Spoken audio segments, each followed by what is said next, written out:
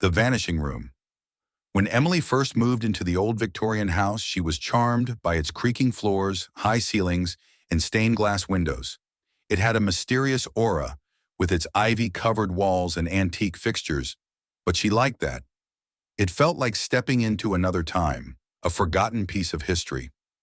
The house had stood empty for years, and the price had been suspiciously low, but she brushed off her friend's warnings. She wasn't afraid of old houses. For weeks, Emily spent her free time exploring each room, admiring the craftsmanship that had gone into its construction. There were plenty of strange corners and hidden closets, but it wasn't until she found the small door at the end of the second-floor hallway that things started to feel wrong. The door was narrow, almost easy to miss, tucked between two large bookcases. Emily had walked past it several times without noticing, but one rainy afternoon, as she was heading to her bedroom, it caught her eye.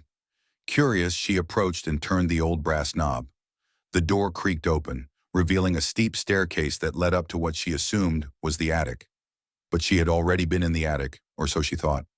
The steps were dusty, and the air was musty as Emily ascended, her hand trailing along the cold railing. At the top, she found another door. This one was slightly ajar, and a soft light flickered from within. Emily pushed it open, revealing a small, cozy room that didn't fit the style of the rest of the house. The walls were lined with shelves, filled with dusty books and trinkets.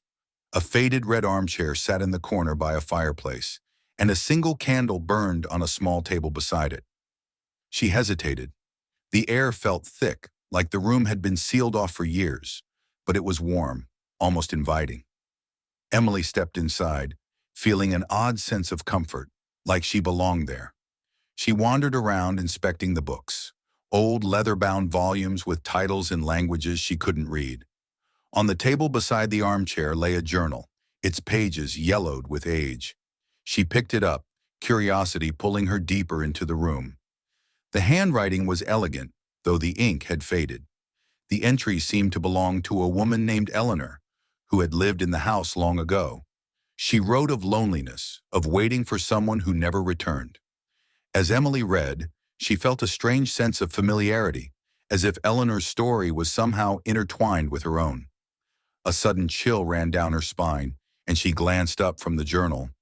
The room had grown darker, the candle now flickering weakly. The air felt different, heavier. Emily decided it was time to leave, but when she reached for the door, she found only a blank wall. Panic set in. She spun around, searching the room for any sign of the door she had come through. It was gone. The narrow staircase had vanished, replaced by a solid wall of bookshelves. Her breath quickened. She pressed her hands against the walls, running her fingers over the cracks, but there was no way out. She was trapped.